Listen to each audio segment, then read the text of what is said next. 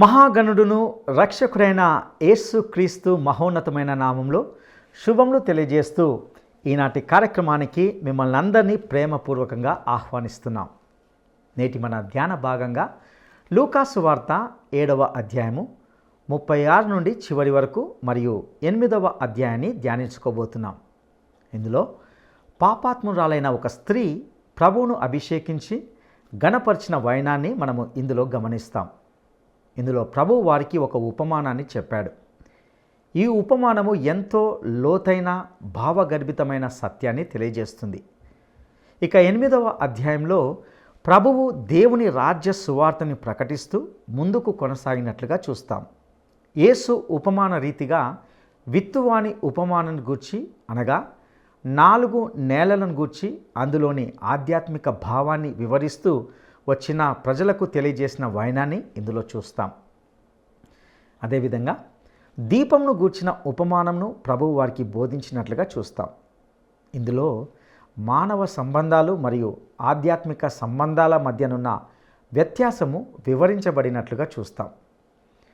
సరస్సు మీద గాలి వాన వచ్చి ఆయన శిష్యులు మునిగిపోయే పరిస్థితి వచ్చినప్పుడు యేసు దానిని గద్దించి పరిస్థితిని చక్కపరచడాన్ని ఇందులో చూస్తాం. అదేవిధంగా దయ్యము పట్టిన వ్యక్తిని యేసు స్వస్థపరిచిన సంఘటనను కూడా ఇందులో చూస్తాం. మరియు ప్రభువు యాయిరు కుమార్తెను బ్రతికించిన వైనాన్ని, రక్తస్రావంతో బాధపరుచిన స్త్రీని స్వస్థపరిచిన సంఘటనను ఇందులో గమనిస్తాం. ఇక సందేశంలోని మరిన్ని సత్యాలను శ్రద్ధగా విందామా? ప్రియ శ్రోతలు, ఈరోజు మనం లూకాసు వార్త 8వ అధ్యాయం అధ్యయనం చేయబోతున్నాము. ముందుగా గత పాఠంలోని 7వ అధ్యాయం 36వ వచనం నుండి పాపాత్మురాలైన ఒక స్త్రీ విషయం పాఠం చెప్పుకుందాము. యేసు ప్రభువు సీమోను అనే ఒక పరిసయ్యుని ఇంటికి భోజనానికి పిలిస్తే వెళ్ళాడు. పరిసయ్యుడు యేసును ఎందుకు పిలిచాడు? ఆయనలో ఏమి లోపము దొరుకుతుందా అని పసిగట్టడానికి పిలిచాడు గాని ప్రభువు మీద ప్రేమ ఉండి కాదు. యేసు ఆ పరిసయ్యుని ఇంట్లో భోజనానికి కూర్చొని ఉండగా ఏమి జరిగింది? ఆమె విలువైన అత్తరు బుడ్డి చేతపట్టుకుని పరిసయ్యుని ఇంటిలో ప్రవేశించింది. వెనుకగా వచ్చి నిలిచింది. యేసు సోఫాలో కాళ్లు చాచుకొని కూర్చున్నాడు. యేసు పాదాల దగ్గర నిలిచి ఆమె ఏడుస్తోంది. యేసు ఆమె పాపాలు క్షమించాడు. ఆమె తన కన్నీటితో ఆయన పాదాలను అభిషేకించింది. ఆయన పాదాలు ముద్దెట్టుకుంది. విలువైన అత్తరు ఆయన పాదాల మీద కృమ్మరించింది. పరిసయ్యుడైన సీమోను ఇదంతా చూస్తున్నాడు. అలాంటి పాపాత్మురాలితో తానైతే మాట్లాడడు, దూరంగా తొలగిపోతాడు. యేసు ఈమెను అంగీకరిస్తున్నాడు అంటే ఈమె ఎలాంటిదో ఈయనకు తెలీదు. మరి ఈయన ప్రవక్త ఎలా అవుతాడు అనుకుంటున్నాడు సీమోను. యేసు సీమోనును పాపాత్మురాలిని ఎదురెదురుగా నిలువబెట్టాడు. సీమోను, ఈమె అధికమైన పాపాలు క్షమించబడినందున ఈమెకు నా మీద ఎక్కువ ప్రేమ ఉంది. యేసు ఒక ఉపమానం చెప్పి ఎక్కువ బాకీ క్షమించబడినవాడు యజమానిని ఎక్కువ ప్రేమిస్తాడు అని చెప్పాడు. సీమోను, నీవు నాకు కనీసపు మర్యాదలు కూడా చెయ్యలేదు కాని ఈ పాపాత్మురాలు క్షమించబడినందున నన్నెంతగానో ప్రేమించి ఘనపరుస్తోంది. సీమోను పాపాలు క్షమించబడలేదు. అతడు యేసును ఎందుకు ప్రేమిస్తాడు? ప్రేమించడు. ఆమె పాపాత్మురాలు. ఏ సత్క్రియలు ఆమె చేసి ఉండలేదు గాని క్రీస్తునందు విశ్వాసముంచి పరిశుద్ధురాలై నీతిమంతురాలైంది. ప్రియశ్రోత, నీ సంగతేమిటి? ఉన్నపాటున యేసు దగ్గరికి వచ్చేయాలి. నీ పాపాలను ఆయన క్షమిస్తాడు, నిన్ను చేర్చుకుంటాడు. సరే, లూకాసు వార్త 8వ అధ్యాయంలోకి రండి. 1వ వచనం నుండి. వెంటనే ఆయన దేవుని రాజ్య సువార్తను తెలుపుతూ ప్రకటిస్తూ ప్రతి పట్టణములో ప్రతి గ్రామములో సంచారము చేస్తూ ఉన్నాడు. 12 శిష్యులు, అపవిత్రాత్మలు వ్యాధులు పోగొట్టబడిన కొందరు స్త్రీలు అనగా 7 దయ్యములు వదిలిపోయిన మగ్దలేనే అనబడిన మరియా, హేరోదు యొక్క గృహ నిర్వాహకుడైన కూజా భార్య అయిన యోహన్న, సూసన్న ఆయనతో కూడా ఉన్నారు. వీరు ఇతరులనేకులు తమకు కలిగిన ఆస్తితో ఉపచారము చేస్తూ వచ్చారు. ఇప్పుడు ప్రభువు విత్తేవాని ఉపమానం బోధించాడు. 4వ వచనం నుండి, బహుజన సమూహము కూడి ప్రతి పట్టణము నుండి ఆయన వద్దకు వస్తూ ఉండగా ఆయన ఉపమాన రీతిగా అన్నాడు. విత్తేవాడు తన విత్తనములు విత్తడానికి బయలుదేరాడు. అతడు విత్తుతూ ఉండగా కొన్ని విత్తనాలు త్రోవ ప్రక్కన పడి త్రొక్కబడ్డాయి గనుక ఆకాశ పక్షులు వాటిని మింగివేశాయి. మరికొన్ని రాతి నేలను పడి మొలిచి చెమ్మలేనందున ఎండిపోయాయి. మరికొన్ని ముండ్ల పొదల నడుమ పడ్డాయి. ముండ్ల పొదలు వాటితో మొలిచి వాటిని అణిచివేశాయి. మరికొన్ని మంచి నేలను పడ్డాయి. అవి మొలిచి నూరంతలుగా ఫలించాయి. ఈ మాటలు పలుకుతూ ఆయన బిగ్గరగా అన్నాడు, వినటానికి చెవులు గలవాడు వినుగాక. ఆయన శిష్యులు ఈ ఉపమాన భావమేమిటి అని అడిగారు.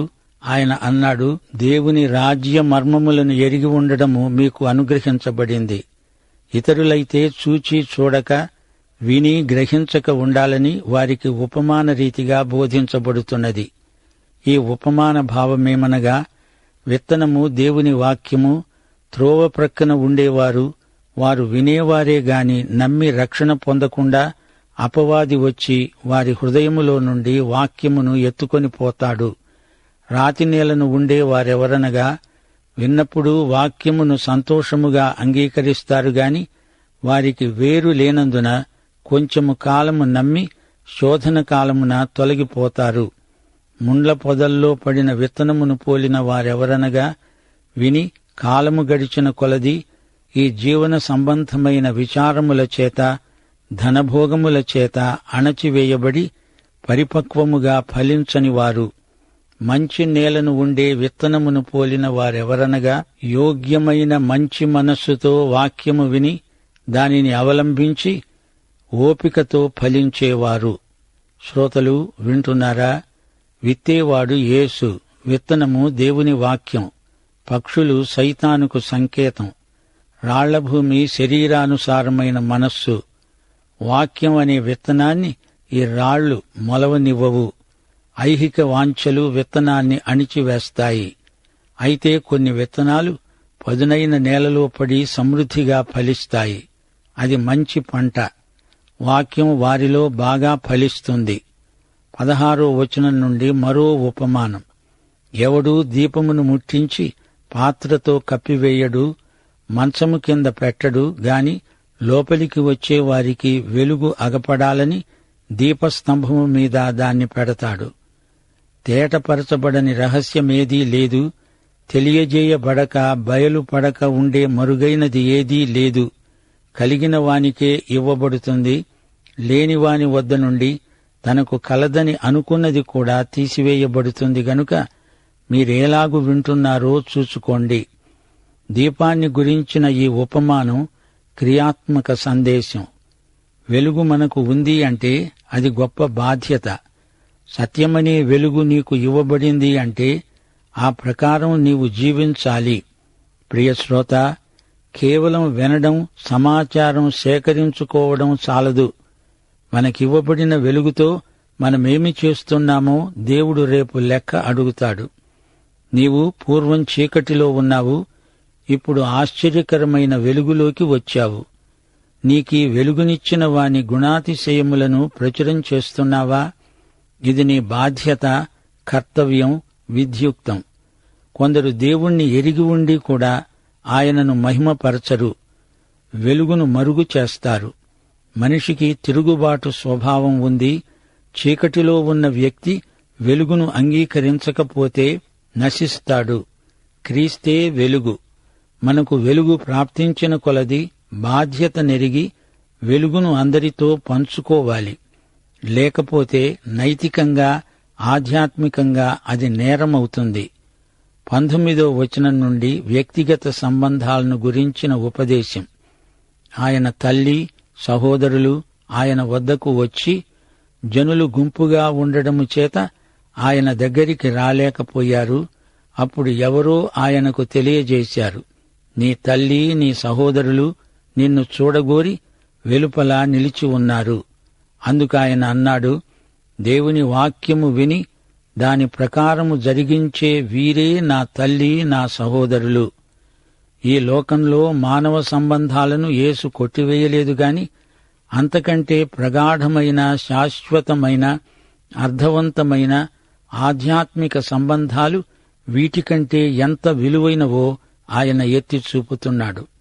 మానవ రక్తం నీటి కంటే చిక్కనిదైతే యేసు రక్తం, దేవుని రక్తం మానవ రక్తం కంటే చిక్కనిది.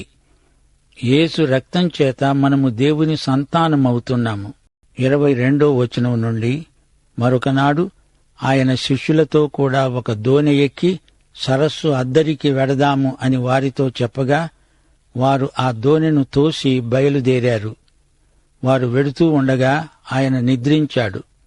అంతలో గాలి, వాన సరస్సు మీదికి వచ్చి దోణి నీళ్లతో నిండినందున వారు అపాయకరమైన స్థితిలో ఉన్నారు. గనుక ఆయన వద్దకు వచ్చి, ప్రభూ, ప్రభూ, నశించిపోతున్నామని చెప్పి ఆయనను లేపారు. ఆయన లేచి గాలిని, నీటి పొంగును గద్దించగానే అవి అణిగి నిమ్మళమయ్యాయి. అప్పుడాయన వారితో అన్నాడు, మీ విశ్వాసమెక్కడా? అయితే వారు భయపడి, ఈయన గాలిని నీళ్లను ఆజ్ఞాపించగా అవి లోబడుతున్నవే, ఈయన ఎవరో అని ఒకనితో ఒకడు చెప్పుకుని ఆశ్చర్యపడ్డారు. శ్రోతలు వింటున్నారా? యేసు ఆయన శిష్యులు దోణిలో ఉండగా సైతాను ఉద్ధృతంగా గాలి, వాన రేపి సముద్రమును అల్లకల్లోలం చేశాడు. దోణి అట్టిట్టయిపోయింది. యేసు ఆదమరచి నిద్రపోతున్నాడు. శిష్యులు కలవరపడ్డారు. వారి ఆందోళనకు కారణం తుఫాను. కాని యేసు వారి అల్ప విశ్వాసానికి ఎంతో ఆశాభంగం చెందాడు. అందరము మునిగి చస్తామనే భయంతో నిద్రపోయే ప్రభువును లేపారు. యేసు తుఫానును గద్దించాడు. త్రుటిలో అంతా నిమ్మళించింది. ప్రియశ్రోత, నీ సంగతేమిటి? జీవితయాత్రలో, లోక సముద్రంలో తుఫానులు చెలరేగినప్పుడు నీవేమి చేస్తావు? ప్రభువు నీతో ఉండగా కంగారెందుకు? ప్రకృతి యావత్తూ ఆయన ఆజ్ఞకు లోబడుతుంది.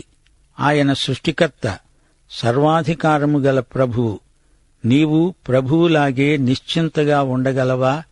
యేసు ఎలాంటివాడో, ఆయన ఏమి చేయగలడో నీవెరిగి ఉండాలి.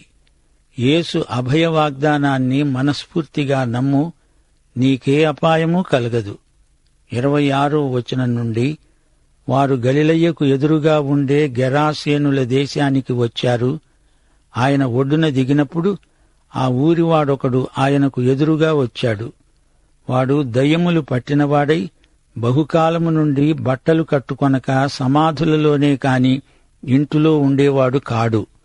వాడు యేసును చూచి కేకలు వేసి ఆయన ఎదుట సాగిలపడి చెప్పాడు, యేసు, సర్వోన్నతుడవైన దేవుని కుమారుడా, నాతో నీకేమి?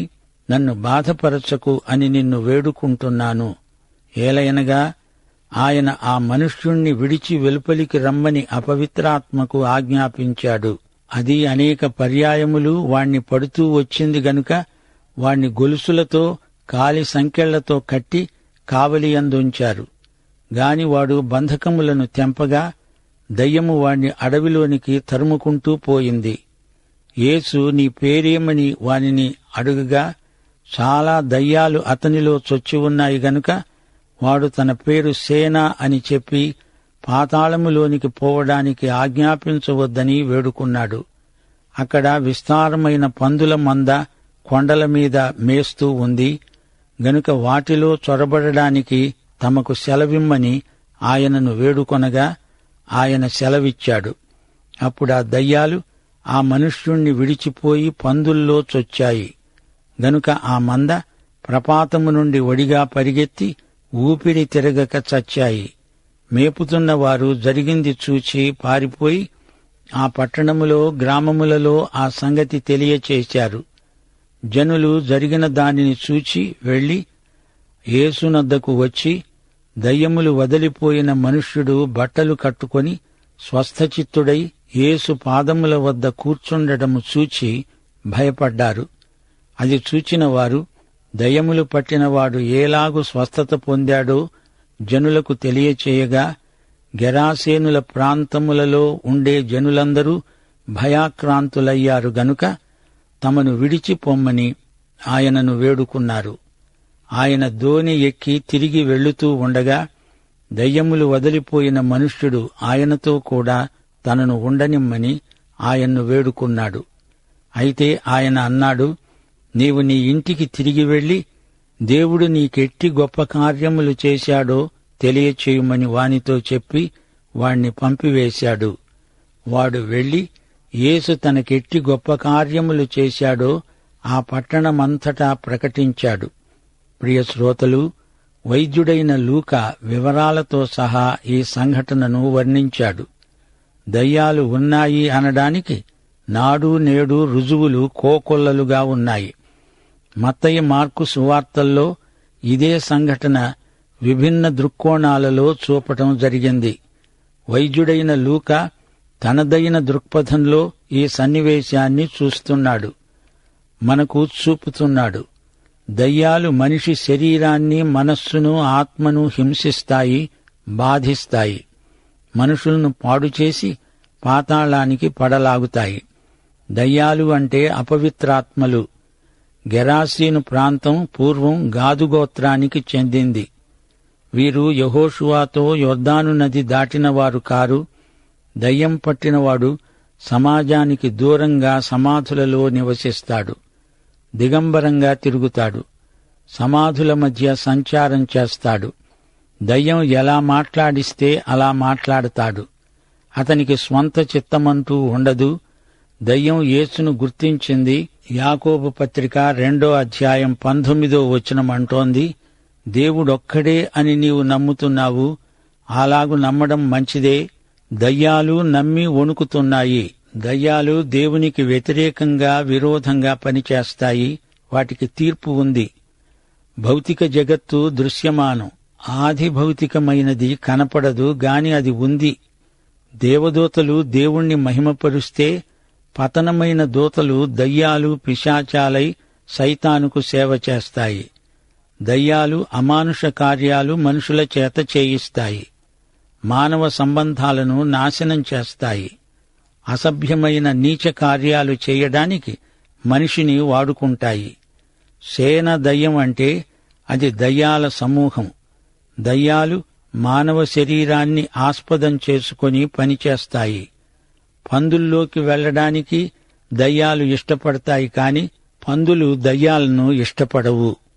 ప్రాణాలు పోవడానికైనా ఒప్పుకుంటాయి గాని దయ్యాలంటే అసహ్యించుకుంటాయి పందులు. అడుగులేని అగాధంలో పడవేయబడే తీర్పు దినం తనకుందని దయ్యానికి తెలుసు. గెరాసీనీయులు యేసును అక్కడి నుంచి వెళ్లిపోమ్మంటున్నారు. వారికి పందులు కావాలి గాని యేసు అక్కర్లేదంటున్నారు. పందులే లాభం, యేసుంటే పందులు చస్తాయని వారి భయం. ఒక పందికిచ్చిన విలువ ఆత్మకు ఇవ్వరు. విలువల నెరుగని లోకం. 46 నుండి జనసమూహము ఆయన కోసము ఎదురు చూస్తూ ఉంది గనుక యేసు తిరిగి వచ్చినప్పుడు వారాయనను చేర్చుకున్నారు.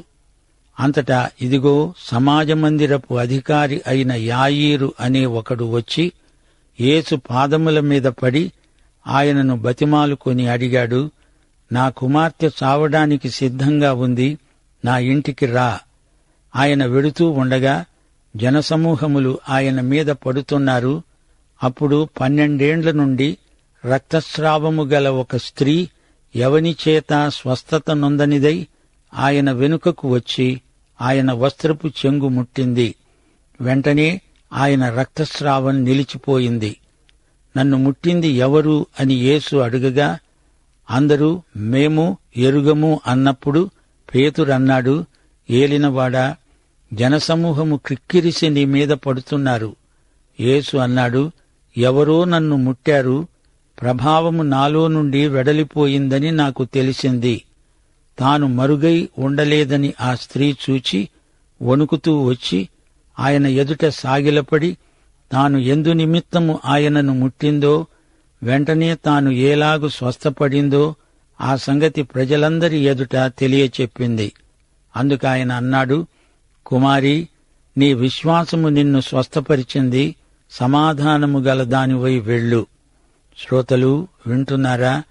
12 రోగం పోయి ఈమె సంతోషిస్తూ ఉంటే 12 కుమార్తె చావు బతుకుల్లో ఉందని యాయీరు ఏడుస్తున్నాడు. యేసు రక్తస్రావ రోగిని ముట్టలేదు, ఆమె ఆయనను ముట్టింది, స్వస్థత పొందింది. ఆమెది విశ్వాస స్పర్శ. ఆ తరువాత యేసు యాయీరు కుమార్తె ఇంటికి వెళ్ళాడు. ఆమె చచ్చిందని అందరూ ఏడుస్తున్నారు. వారు కిరాయికి వచ్చినవారు. యేసు రాగానే వారి ఏడ్పులు ఆగాయి కాని అవిశ్వాసంతో యేసును హేళన చేశారు. యేసు ఆ పిల్ల తల్లిదండ్రులను, పేతురు, యాకోబు, యోహానులను మాత్రమే లోపలికి రానిచ్చాడు. ఆయన అవిశ్వాసుల కోసం అద్భుతాలు చెయ్యడు. విశ్వాసులు తమ విశ్వాసాన్ని బలపరుచుకోవడానికి యేసు అద్భుతాలు చేస్తాడు. వచ్చే పాఠంలో వివరాలు విందాము. ముగింపులో శ్రోత ఓ చిన్న ప్రశ్న: నీవు రక్షించబడ్డావా? విశ్వాసివా? చచ్చిన వారిని సైతం బ్రతికించే యేసు నీ ప్రభువా? లేకపోతే ఇప్పుడే ఆయనను స్వకీయ రక్షకునిగా అంగీకరించుమని దేవుని వాత్సల్యమును బట్టి నిన్ను బ్రతిమాలుకుంటున్నాము. పాఠం ఇంతటితో సమాప్తం. ప్రభు అయిన యేసుక్రీస్తు వారి కృప, తండ్రి అయిన దేవుని ప్రేమ, పరిశుద్ధాత్మ యొక్క అన్యోన్య సహవాసము మనకందరికీ నిత్యత్వము పర్యంతము తోడై ఉండునుగాక. ఆమేన్. ప్రియులారా, ఇందులో పాపాత్మురాలైన ఒక స్త్రీ ప్రభువును అభిషేకించి ఘనపరిచిన విషయాన్ని గమనించాం. స్త్రీ ప్రభువును ఎంతగానో ప్రేమించింది. అదేవిధంగా యేసు విత్తువాని ఉపమానంలోని 4 నేలలను గూర్చి అనగా త్రోవ ప్రక్కన నేల, ముండ్ల పొదలతో కూడిన నేల, రాతి నేల మరియు మంచి నేలలను గూర్చి బోధించి అందులోని ఆధ్యాత్మిక భావాన్ని వివరిస్తూ వచ్చిన వైనాన్ని కూడా ఇందులో గమనించాం. అదేవిధంగా దీపమును గూర్చిన ఉపమానంను బోధించినట్లుగా చూశాం. ఈ ఉపమానం క్రియాత్మక సందేశంతో కూడుకున్నది. వెలుగు మనకు ఉన్నదంటే అది గొప్ప బాధ్యత. సత్యమనే వెలుగు మనకు ఇవ్వబడింది అంటే ఆ ప్రకారమే మనము జీవించాలి. మన క్రియలను బట్టి దేవుడు లెక్క అడుగుతాడు. క్రీస్తే వెలుగు. ఆ వెలుగును మనము అందరికీ పంచాలి. దానిని పాత్రతో కప్పివేయకూడదు.